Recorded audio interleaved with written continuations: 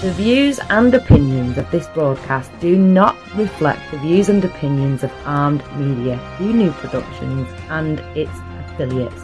Enjoy the show.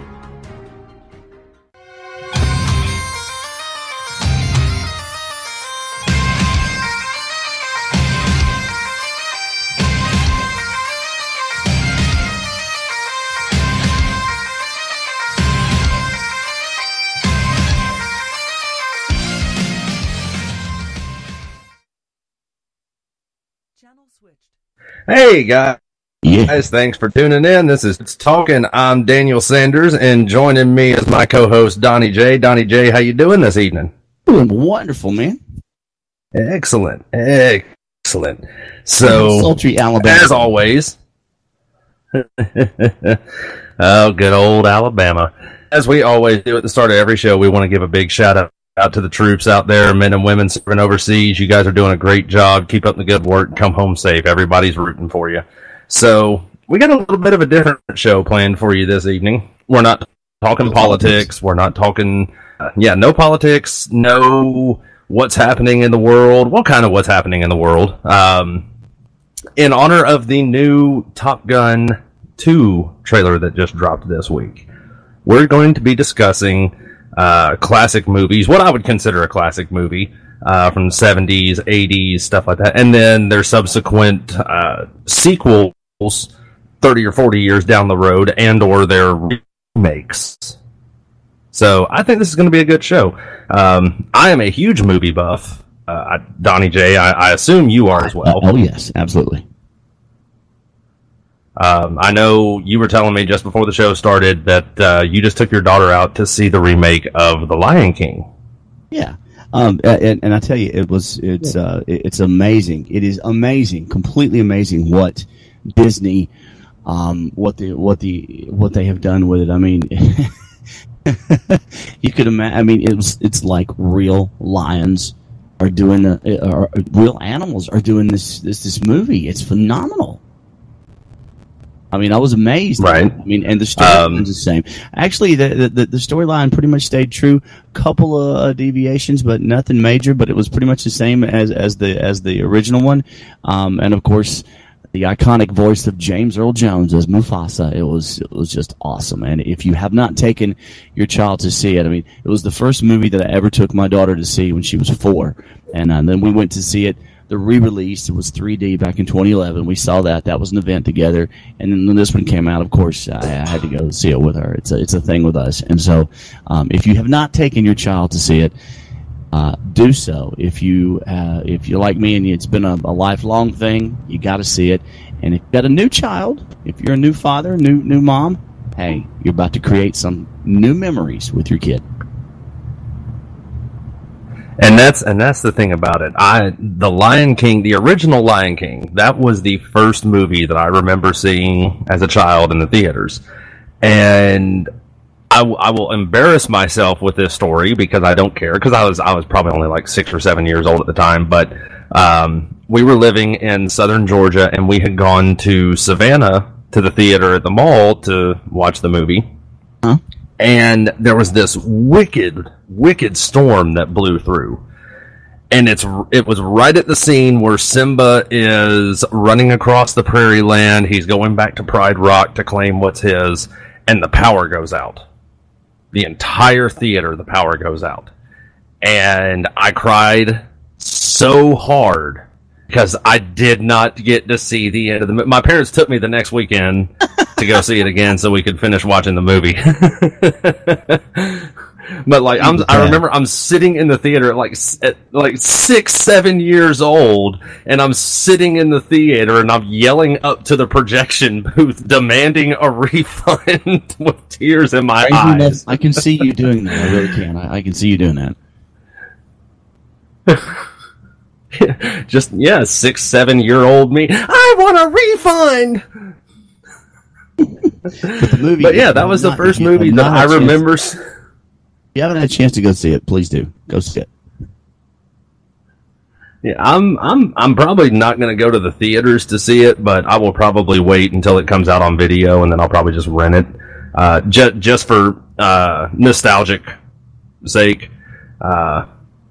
So, but yeah, we'll move on to Top Gun. Yes, what's the Top Gun has got to be okay. So Top Gun 2 is going under the title Top Gun Maverick.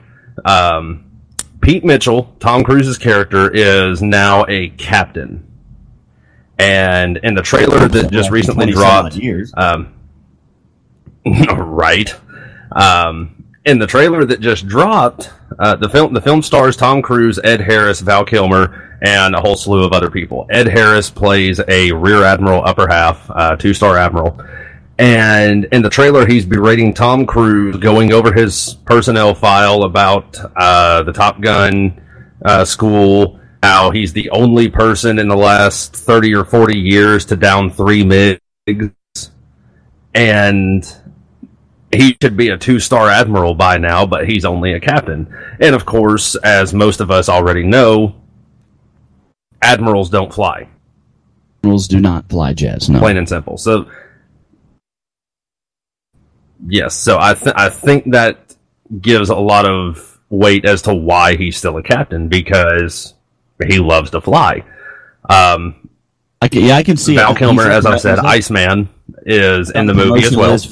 He's on the promotion list for Admiral, and he decides to do a flyby over an Admiral's daughter or something like that again. You know, just a nice way to stay down in the ranks, you know? Right. You know, negative Ghost Rider, the pattern is full. But yeah, I loved the original Top Gun. I've seen it probably 100 times or more. And, of course, everybody remembers this classic line from the film. I feel the need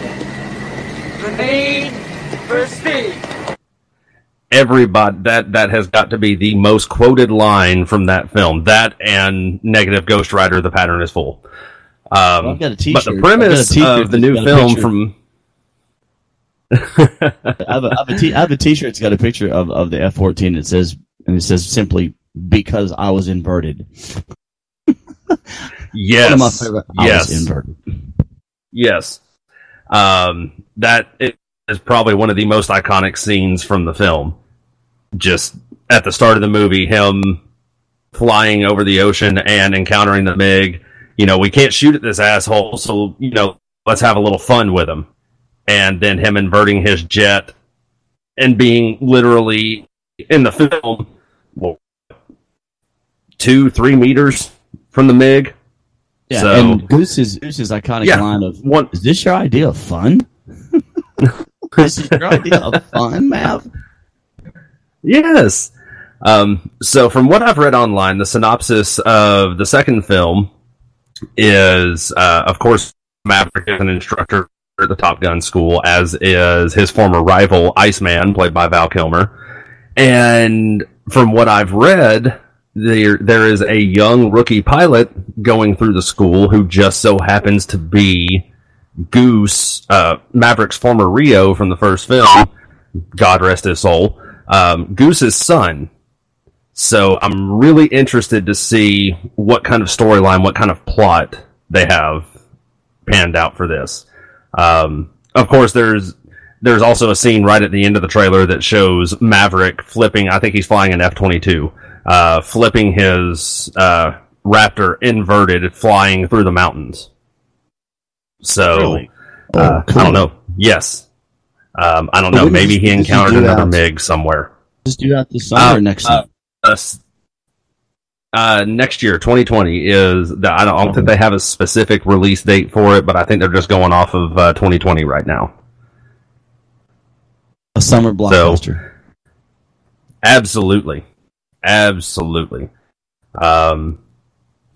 So yeah, I'm really looking forward to it. It's definitely going to bring back a lot of. I almost joined the Navy because of that movie, because I wanted to be a naval aviator and I wanted to go to the Top Gun school at Miramar. But he did. I was in the Navy, and I don't know if that's actually what they call. Yeah, I don't know if that's actually what they call it. Is the Top Gun school? Fighter weapons school. Navy Yeah, fighter weapons school. Fighter weapons school. Okay. So yeah, I wanted to be a naval aviator, and I wanted to go. I wanted to be just like Maverick. And so yeah, I almost joined the Navy simply because of that movie. And then I saw The Rock, and I saw Ed Harris. As I said, I was already in the Navy. I was already was I stationed in Fort Rhode Island, Orlando? I can't remember when the movie came out. I remember seeing it at the movie theater though, and actually, I was in my dress whites when I went to see it. I didn't have my civilian clothes; didn't have them yet, and I was in my summer whites when I went to see it. And so everybody was looking at me. I'm like, no, I'm not a pilot. No, not. No, you can treat me like one if you like. Did you find it? Did you find a woman in the bar and if you want me to, you know? I was about to ask, did you find a woman in the bar and sing "You've Lost That Lovin' Feeling"? But it could have, should have, probably should have. Have you seen man! You know what? Have you seen the projected? The talk, rather, it is about the next Star Trek movie and how talks have fallen through. Have you heard about that? I have not, and I've been wrapping my head around for the longest time ever since. Oh Lord, I can't think of his name. He played Chekhov. Yelchin. the young guy that played Chekhov. You know, Yelchin, Anton Yelchin. Who's going to Anton Yelchin. He tragically died in a freak accident. 2 years ago? A car. Where the brakes failed on his car. Yeah, the brakes failed on his car and rolled back and pinned him against his gate at his home. Very, very freak, sad, tragic accident. And I've been trying to figure out how they're going to handle that for the film. I mean, are they going to kill Chekhov off, or are they going to just replace him and hope nobody notices? That was one of the that was a big thing. But now the talks have fallen through. They were going to bring back Chris Hemsworth, Thor, if you will, from the Marvel movie. Chris Hemsworth a cameo as Chris Pine, Kirk's father. Well, talks fell through as far as money goes on that. I think he wanted more money than they were willing to pay, and then Chris Pine wanted more money. So now it's like the whole thing's off. And then they, J.J. Abrams, I think, wasn't going to do this. They were wanting, I think Quentin Tarantino was going to direct it. And now, what kind of a nightmare would a Star Trek movie directed by Quentin Tarantino? What? Yeah, Quentin Tarantino directing Star Trek. Really?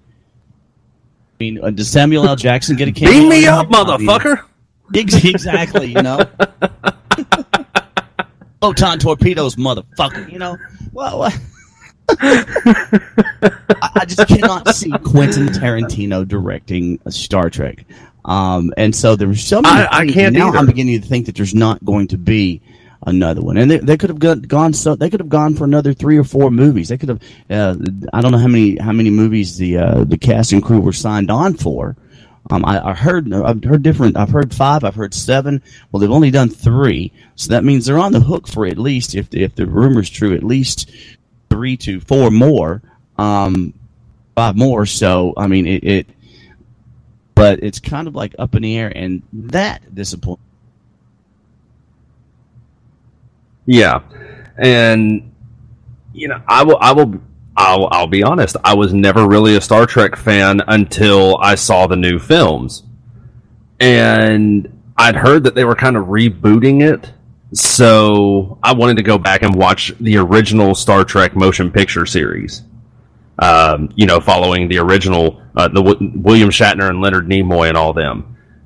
And now I own every single Star Trek movie that's been made. The new film series, I won't say has turned me into a Trekkie, but has definitely given me a greater appreciation for the movies.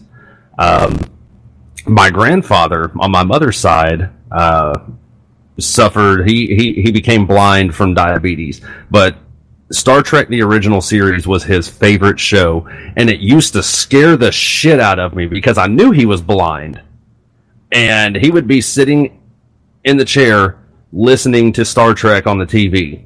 And I'd be sitting in the floor playing with Hot Wheels or G.I. Joes or whatever. And he'd tap me on the shoulder and he'd go, Daniel, watch this. This is what's going to happen. And as soon as he said it, it would happen. He had every single episode visually memorized. Even though he was blind, he could still see it in his mind. And knowing, being the wise individual that I am now, I understand now. But at the time, it scared the ever-loving shit out of me. Well, how is this blind man know what's episode I ever saw on TV? Yeah, well, the first episode I ever saw was the Doomsday Machine, and that huge, long. I'm just going to say, it looked like a huge turd in space. The Doomsday Machine that was so evil. It scared me to death. And the scene where Decker goes down into the center of it and commits suicide, blows up his shuttle, that terrified me. But at the same time, I wanted to see more. It's like, this is terrifying. It's scary. When's it coming on again? And that began the love affair. Right. And I was only, it was in syndication the first time I saw it, because that had to be 1970. So it was in syndication for a couple of years then. And after that, it was just, I remember sitting up late at nights. It came on at like 11 o'clock at night, and I'd sit up late on a Saturday night and watch it. And, then the movie came out, and then one thing after another. Now, the reboot has brought a whole new generation of Star Trek fans to the forefront, and it's good that they're going back and learning. They're going back and watching the original series, and I think it's really cool that Netflix, Netflix will take something off, put something on, take something off, put something on. But the one constant Netflix has gotten right over the years, in my opinion, is they've left all of the Star Trek franchises on Netflix. They haven't removed them, and if they're smart, they won't, because when they do, they're going to start losing Netflix fans. Right.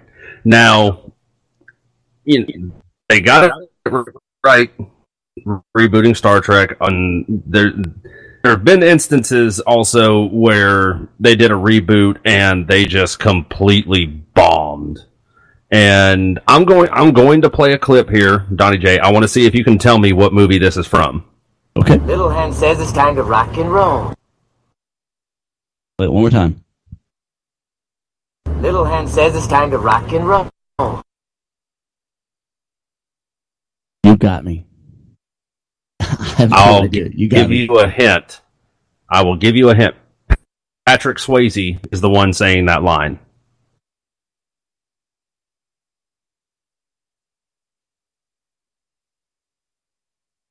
Red Dawn? No. I'll give you an easier hint. He's wearing a Ronald Reagan mask.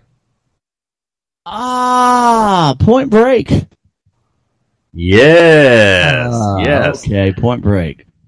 They redid. Yeah. They redid that. They did, and it was absolutely horrible. I couldn't even finish watching. I tried to give it the benefit of the doubt. I tried my best. I don't think I got halfway through the movie, and I just turned it off. Like, I even called Redbox. I'd rented it from the Redbox, and I called Redbox up and I said, "Look, I'm not asking for a refund, but I'm just letting you know you need to pull this movie because it is complete garbage." Well, here's something. Here's something that a lot of people know. People wonder why they reboot movies, why they will take an old movie and reboot it and redo it. And here's the reason why. Because the studio that reboots the movie, okay, let's say, for example, I write a movie, okay? You and I write a movie. Right. Donnie writes a movie and blah, blah, blah, and Paramount wants to make the movie. They got to buy the rights from us, okay? Mm-hmm. Now, we can have a contract that says, okay, if you do a sequel, then we get subsidiaries from that, and we get back end, and we get royalties and blah, blah, blah, blah, out the wazoo. Now, Paramount will make money, but we make a lot of money too. However, if they buy if they buy the rights outright, pardon the play on words there, but let's say that they own it, like Top Gun or like Point Break, and they own that movie. They own all the rights to it. They remake it. They keep everything. They don't have to pay anybody. They got to pay the actors, of course. If they bring the written, like they have to pay Tom Cruise and Val Kilmer, they're getting a pretty penny, okay, for coming back and reprising. Oh yeah. And had Keanu Reeves reprise his role as Johnny Utah rather in Point Break, he would have gotten a pretty penny. But they bring new actors back, so they own the rights to everything. They got these newbie actors that they pay chump change, and if it's a success, they make a ton of money for the studio. That's why they reboot movies. Yeah, and I understand that, but I mean, you've got to, if you're going to reboot a movie, try and stay true to what you're rebooting. They completely altered the storyline for Point Break, and I get that. They tried to turn it into a whole new original thing, but they just ruined it. And I'm not talking about, you didn't have a character standing in his boss's office getting his ass chewed out, and he just says, "Caught my first tube today, sir." Yeah, I'm not saying anything like that, but the whole premise behind the original Point Break was, this rookie FBI.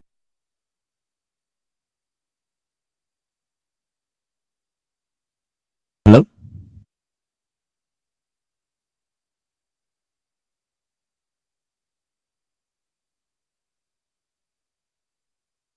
I think we lost Daniel. There you go. We lost you for a second there, buddy. Totally different. It's almost like being a biker. Oh, well, that's not good. Just saying that. Yeah, like I was saying, surfing is a whole. Oh man. If I had to guess, I'd say it's probably the internet here at the hotel where I'm at. Am I still coming through okay right now? You're fine. You're great. DonnieJ, hello? Yeah, you're great now. Okay, there we go. So, like I was saying, surfing. Got you. So surfing is a totally different way of life. It's almost like being a biker. Surfers have like their own code of ethics for their way of life. And as an FBI agent, Keanu Reeves learns this way of life while he's trying to pursue the bank robbers, the ex-presidents. But in this movie, in the remake, the new movie, the reboot, they had no clue. Clueless. Exactly. It was all of the heists that they were doing. It was something to do with some sort of what they call some. There were 7 heists. I remember that much about it. And I'm even trying to purge that from my memory. You really didn't watch the movie, did you? But well, yeah. Yeah, no, I like I said, I got probably halfway through it and I shut it off. I could not stand watching it. Okay, we got to talk about. It was absolutely. I know you've got some movies that you want to talk about, but there's one I want to touch on. I want to see what your take on this is. And I actually did a poll on this while I was on the air one day, and I did a Facebook poll and mixed reviews. The new Batman is going to be Robert Pattinson. How do you feel about that? Yeah, I honestly cannot give an opinion because I really have not seen anything that Robert Pattinson has been in. The vampire. What was it? The vampire movies. What was it? No, the Twilight series. Yeah, I never saw a single one of them. I saw them all, and my question is he going to have the cape and cowl and be covered in glitter? I mean, what's going on with that? I mean, I grew up with Michael Keaton as Batman. That was, Michael Keaton. Yes, I'm Batman. The iconic line, "I'm Batman." Exactly. And Jack Nicholson as the Joker. I thought it And was going to Danny be really DeVito hard as the for Penguin. Jack Nicholson, for someone to break to do a better Joker than Jack Nicholson, and then God gave us Heath Ledger. I mean, he knocked it out of the park. Yes, absolutely. Heath Ledger did an amazing job.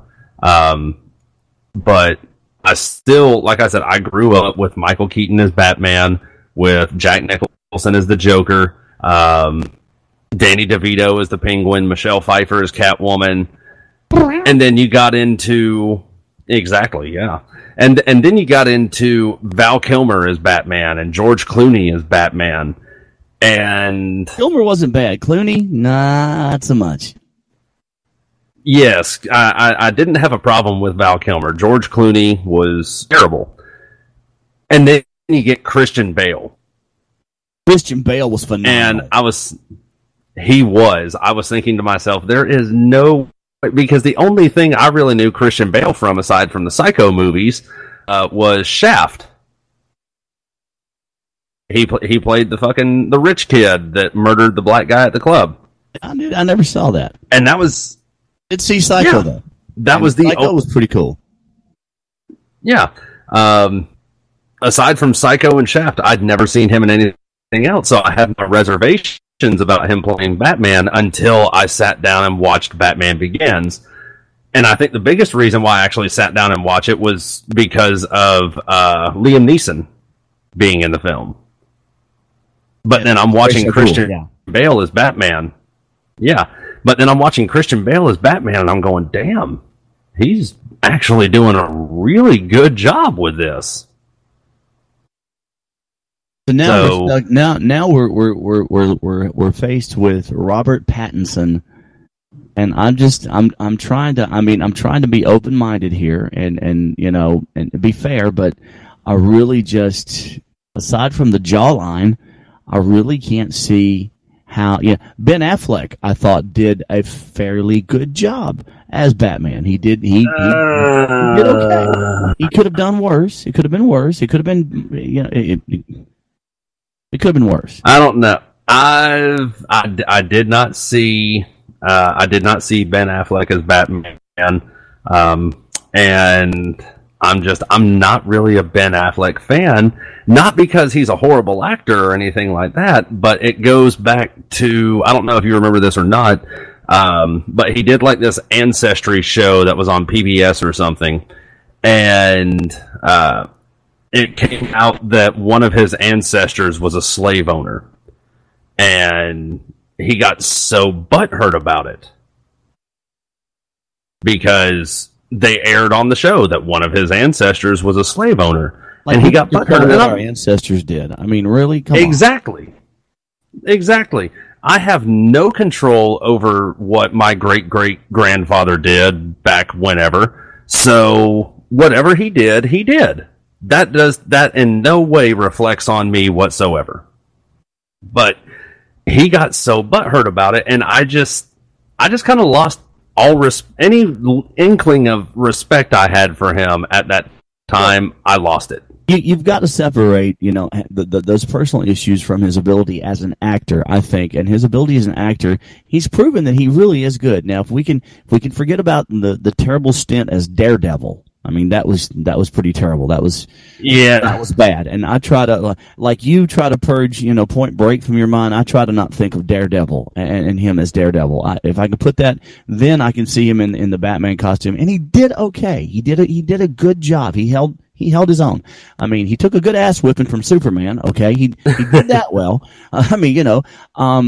He held together. He held the Justice League together. He did okay. I haven't heard, and I don't think there's going to be a third Justice League movie down the pike. It's not going to do anything like the Marvel Cinematic Universe has done with all the Marvel movies. There's no way in hell to do that. I mean, they just can't. But I think he did an okay job. That said, this Robert Pattinson character, I just keep seeing a vampire in Twilight and him in the cape and cowl. I mean, I can't wrap my head around it. Don't know. Right. Have to wait and see. Right. Now, I've got another sound clip for you, and I think it'll be a whole lot easier for you to guess this film. This, if you cannot guess this film from this clip, then you should just stop trying. So here it is. Get your ass to Mars. One more time. Get your ass to Mars. Total Recall. Yes. Have you seen the remake? No. Okay. So, as most of us know, the original Total Recall came out in like 89 or 90, late 80s, early 90s time period. 91. And yeah, and it's a story of a man who basically he goes to this mind altering shop where they implant memories and end up unlocking this thing about him being a spy. Like, he was actually a spy, and the government erased his memory because he knew all of this stuff about the government. The movie itself is based on a book by Philip K. Dick called We Can Remember It For You Wholesale. Never read the book. The book is phenomenal. The original film with Arnold Schwarzenegger doesn't really follow the book as much, but the remake with oh god, I can't think of his name now. He was in Daredevil. He played Bullseye. That's going to drive me crazy trying to think of that now too. Anyways, he plays Doug Quaid, the main character, and the whole premise behind the story is you don't know. Like, he goes into the recall shop to get this mind implantation, this memory implantation, and the memory he's trying to get implanted is that he is a spy. He wants to have this memory, this life of being a spy, and then everything just goes to shit as soon as they start the process. So you don't know throughout the entire movie, is he really a spy, or is this just him living out his fantasy, his memory? Well, that is the whole premise behind the story. One of those movies that would be best watched if you did a hit of really good acid or something. Not that I'm advocating doing such a thing. I'm just saying, you could probably understand it a lot better. Not advocating that in any way. Oh my god, it is. Yes, no. Two Beards Talking and Armed Radio do not advocate the use of illicit drugs whatsoever. So, but yeah, that's the whole premise behind the story. You don't know, is he actually a spy, or is this just the fantasy memory that he's living out? Is this just fantasy? So, exactly. So, but it's such a great film. The whole sequence leading up to it is what's the word I'm.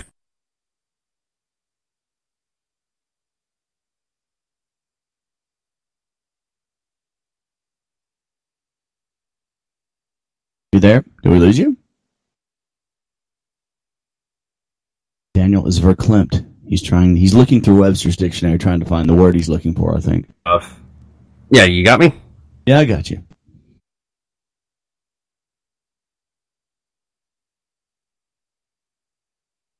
Daniel, you there?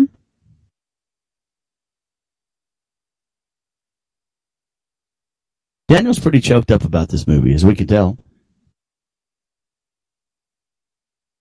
Actually, he's at a loss for words, I do believe. User in your channel timed out. Ah. Well, that would mean that there's internet problems, so I guess that means it's up to me to take over until Daniel decides to return. Until Daniel's hotel internet will let him return. Oh, Daniel's back. Okay. I am back, and I do apologize for that. Like I said, this internet here at the hotel is not the greatest. But as I was saying, in the original film, he travels to Mars and does all of this stuff there. In the book and in the remake, there's no going to Mars. There is no get your ass to Mars or anything like that. Kind of wish there was, but there's not. Did, however, in the remake of the film, they did do a throwback to the original. If you remember the scene where he actually shows up and is going through customs at Mars, and he's disguised as the old woman, and guy asks them, how long is your stay going to be? 2 weeks. They actually did that in the remake film. So he's doing the same thing. He's disguised as somebody else. So if you've seen the original film, you're thinking, okay, yeah, that's him. Of course it is. I won't, since you haven't seen it, tell you who he is or who he's hiding as, if you do ever get the opportunity to watch it. But I do recommend seriously that you watch it, and also that you read the book. It's such a great read. Philip K. Dick was an amazing science fiction writer. I don't know if you read, I'm sure you've seen the movie Blade Runner with Harrison Ford. Absolutely. He wrote the book that film is based off of, called Do Androids Dream of Electric Sheep? Both of those are such great books. They're such great science fiction books. Well, so I would highly recommend checking both of those out. Everyone knows that a book is far much better than a movie. I mean, well, I take that. There's a caveat to that. Used to, books were far much better than a movie because the book utilizes your imagination. Your imagination can create anything. That said, today's special effects people can create just about anything, and that's what I was going to bring up. A lot of the stuff that we're seeing today, we're seeing the reboots, some of them which are, as the ones you mentioned earlier, some are duds and aren't nowhere near as good as the original, but some are actually better than the originals because of the advent of these wonderful special effects, of the fantastic stuff Pixar is doing, the Disney's doing, SKG Studios. They are just, coming up with, I envision a future, and this is going to be sad, where they're not going to need actors. They can just create them. Look at if you go to see The Lion King,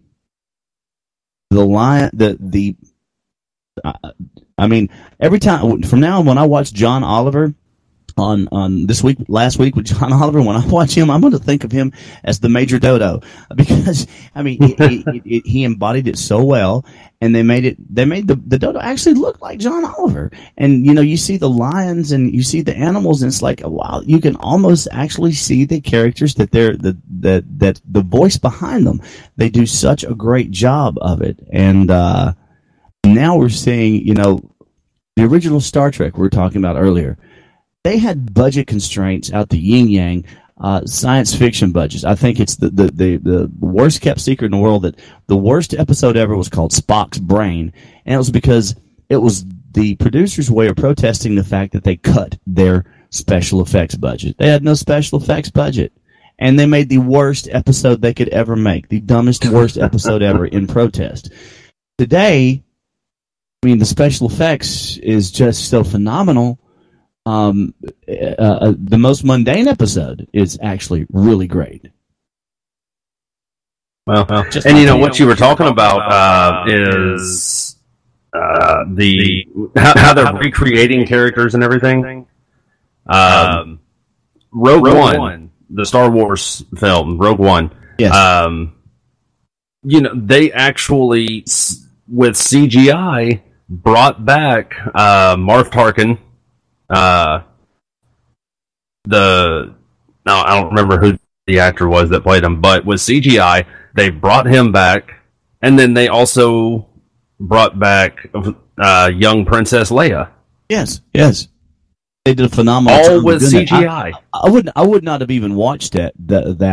My roommate told me about it, and I'm like, I don't know. That and Solo, a Star Wars a tale.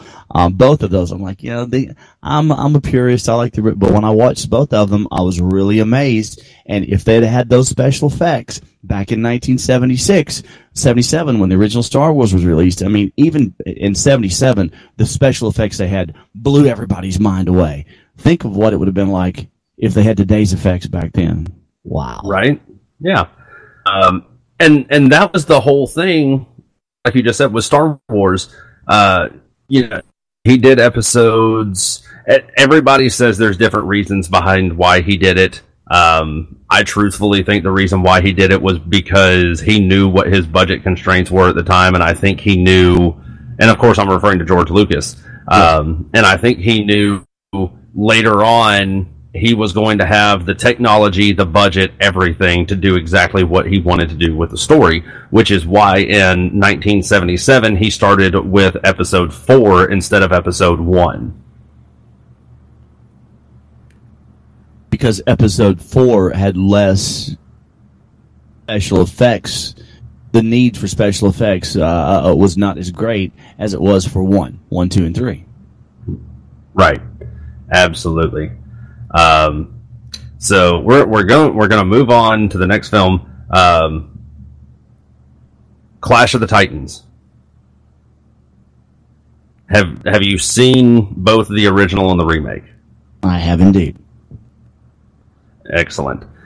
So I have always loved the story behind Clash of the Titans. The story of a half-human, half-god born of Zeus who slays Medusa, destroys the Kraken, and saves the city of, what is it, Argos? Yes. I think is the city. Yes. Harry Hamlin played the original, I can't even think the character's name now. Perseus. Yes, Harry Hamlin played the original Perseus, and then you have Sam. When did that come out? That was the original. Oh, that would have been. Let me look it up real quick.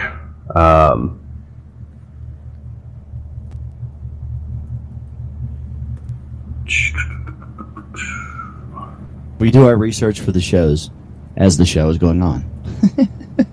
1981. 1981.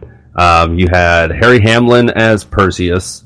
Laurence Olivier played Zeus, if I'm not mistaken. Sure. And then you had Burgess Meredith as Amon, the one who raised Perseus, saved him and raised him. Great character actor, Burgess Meredith. Great actor. Yes.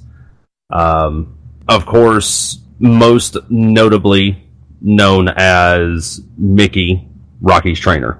And perfect. And in Batman, he was the Penguin. That is right. I forgot he played the Penguin in the TV series. I completely forgot about that. You're absolutely right. Yes, it was such in this again. This was in 1981. This was such a huge cast of characters. Like I said, Harry Hamlin is Perseus, Burgess Meredith, Maggie Smith. Do you remember Maggie Smith? Yes. Yes.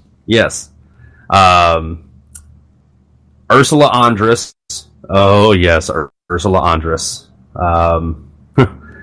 Oh man, I am a huge James Bond fan, so anytime I hear the name Ursula Andress, yes.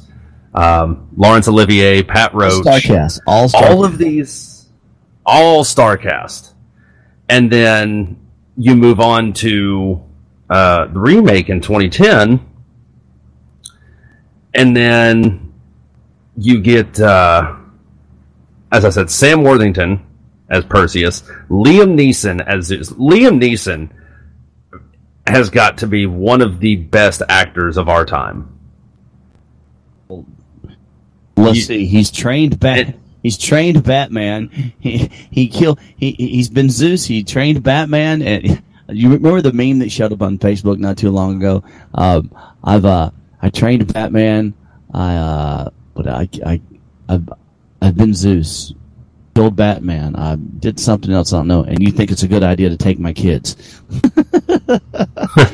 His roles are so phenomenal. I loved him in Rob Roy. I thought his performance in Rob Roy was phenomenal and under acclaimed, actually. I mean, I thought it was great. Right. All-star cast, Liam Neeson, Ray Fiennes, Sam Worthington, Mads Mikkelsen, all of these people. And the new again, one, it was... Then the new one, yeah. Yeah, now I'm talking about Clash of the Titans. I don't really want to get into Wrath of the Titans because that one kind of upset me a little bit. It was very disappointing.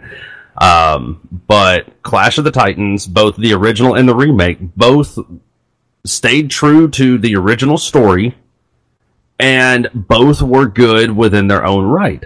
If the original from 1981 had not been filmed and they had only done the 2010, it would have been perfectly good within its own right. Yes. Even and vice versa, if they had never done the remake. The 1981 was perfectly good within its own right. So this is one of the few instances, in my opinion, where they did the original and the remake, and both of them were equally enjoyable to watch. And I also loved how in the remake they did throw back to the original by having the golden owl from the original. That was I always loved that owl. I love when they do remakes and they throw something back from the original movie in there, and an Easter, an Easter egg is what they use to show something that's coming, something coming soon. But I also love it when they throw something back, when they pay homage to the original movie. Just a little something, and I always think that just does so much to the movie, and you see that less and less in some movies these days. I almost think that it's like you're forgetting your roots. You want to make your own place in cinema. However, you need to pay homage to what came before you, and you need to remember whose shoulders you're standing on. Precisely, absolutely. And there are this is going to be my last film example. But before I get to it, I will be courteous and ask if you have any more films. Me? Yes. Do I? No, I wanted to hit on the Star Trek and I'm and the Lion King, and that's about it for me. So This is the best example that I can come up with, and I'm sure that there are several examples, but this was really the best example that I could come up with. And this is talking about sequels, where they really did not know when to stop. Granted, they are, they're still making money, the films are, but they should have just known when to stop. So I'm going to play this audio clip, and hopefully you will know which film series I'm referring to. I already know, but go ahead anyway. Game over, man. It's game over. Wait, you got me there. Hold one more time. Game over, man. It's game over. Nope. That one doesn't ring a bell. I'm talking about the Alien franchise. That was Bill Paxton from Aliens. Oh wow. No, see, okay, I'm going to can't believe I'm going to admit this. I've never seen the original Aliens completely through, and I've seen none of the subsequent movies afterwards. Really, I haven't. I've just never been a fan. So drop. Sorry. It never got to me. Alien and Predator, neither one of those ever did anything for me. They just didn't. And then when Alien versus Predator came out, I'm like, yeah, I'm really not going to see that one. So the first Alien came out back in the 70s, I believe, sometime. And of course, it had the tagline in space and can hear you. One can hear you scream. Yes. So, just it was the typical. It was the typical kind of serial killer type movie of that era, except the serial killer was an alien. Oh, I'm familiar with the plot line. Now, I know the plot line, and I've read the synopsis of it, and I know how the story goes. I just never sat down and watched the movie. I did think Sigourney Weaver was hot back then. Now, I'll give you that. But I just never really sat down and watched the movie. So, there were 3 films, Alien, Aliens, and Alien 3. And Alien 3 ends with Sigourney Weaver throwing herself into a vat of molten steel as an alien is bursting through her chest. That should have been the end of it. But then somebody came along and said, hey, we're going to find a way to get a DNA sample from this molten steel, and we're going to find a way to reincarnate Sigourney Weaver with this alien in her chest. Going to splice Sigourney and the alien together, and oh god. Yeah. So then that is how they came out with Alien Resurrection. Ladies and gentlemen, this is a prime example of why science fiction writers should not do acid. Let this be a cautionary tale. Oh, man. So, yeah, you had Alien Resurrection. And then you started getting all of the Alien versus Predator films. Alien versus Predator, Alien versus Predator, Requiem. Ad nauseum.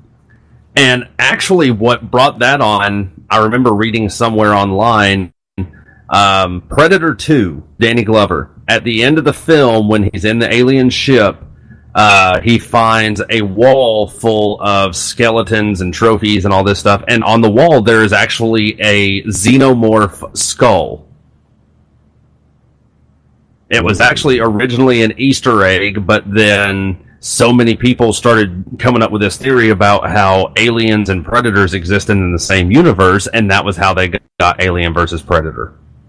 That's what I've read. So, yes, both Alien versus Predator films were absolutely horrible. Don't waste your time with them. I will say, though, however, Prometheus is the prequel to all of it that shows how the xenomorphs came to be. And then its sequel, Alien Covenant, both of those films, if none of the other Alien films existed, both of those films in their own right would be excellent movies. The Prometheus that you just mentioned, you mentioned the standalone Prometheus film that came out a few years ago. Is that the one you're talking about, or are you just talking about the character in general? No, I'm talking about the film Prometheus that came out. It was back in like 2012 or something like that, I think. I saw a few clips of it and I was impressed, and I heard talked to people who saw the whole thing that said it was phenomenal. Yes. That is the precursor to all of the Alien films. That tells the story of how the xenomorphs came to be. Then maybe if I watched that, then I wouldn't mind watching the Alien films. I don't know. Yeah, maybe you got to go back to the, Yeah, like I said, if all you had was Prometheus and Alien Covenant, both of those movies in their own right, without the rest of the Alien story behind them, both of those movies would be good in their own right. Before we go, I would like to one more time do a plug, and I'm not getting paid or any endorsement whatsoever. If you have a child, if you have a 4-year-old, a 5-year-old, like me, I took my 29-year-old because it's been a 25-year love affair. If you get a chance, go to see The Lion King, the new Lion King. What is it called? Live animation or live action, or I forget what the term is. All I can say is it looks like the lions are actually. It's like they're really filming real lions, and the lions are really talking to you. And like, if you did a hit of acid, I know people gonna think, God, this guy's an acid head. But if you did, you would swear to God that Simba was talking to you. It is that real. It is so phenomenal, and it brings a whole new love of the Lion King. If you grew up like me with your kids singing Hakuna Matata, and I just can't wait to be king and all that. If you had to go through that 5 million times, you think you can't watch it one more time. When you see this movie, you will fall in love with it all over again. It is definitely worth the time and the money to go see the new Lion King. It's phenomenal. Absolutely. And I'm going to do a plug as well. We are running out of time, so I'm going to try and make this quick. A friend of mine, Shannon Griffin, is playing for a women's roller hockey team, representing the state of Florida, and it's called their team name is called Snipe Show. I have sponsored their team. The show I representing Two Beards Talking have sponsored their team. It is the State Wars tournament that they're playing in. The first game for their team is going to be July 27th at 6:20 p.m. And then the tournament goes through, I think the last day of the tournament is the 29th, if I remember her correctly. So we definitely, here at Two Beards Talking, wish Shannon and her team all the best of luck for that. So good luck. Do you have time for one more thing? Absolutely. A young man just graduated basic training at Paris Island, South Carolina last weekend. His name is Jordan Gilbraith. Jordan, I've known this little kid from knee-high to a grasshopper, skinny little kid. You would have never thought it. He went through the crucible. He kicked ass, and he earned the Eagle Globe and Anchor, and he is now a United States Marine. And congratulations to Private First Class Jordan Gilbraith, United States Marine Corps. I'm not sure where his orders. I don't know if he's gotten his orders yet. I'm pretty sure it's going to be someplace where there's sand. But Jordan, Semper Fi, from a devil doc to a new devil, from an old devil doc to a new devil dog. Semper Fi, son. Make the Corps proud. Absolutely. Semper Fi, brother. Welcome to the Corps. We appreciate everything you're going to do. Don't forget to go on Facebook. Follow us, Two Beards Talking. Interact with us. Give us your thoughts and opinions. We really appreciate you guys interacting with us and everything. Also on Twitter, same thing, Two Beards Talking. Check us out.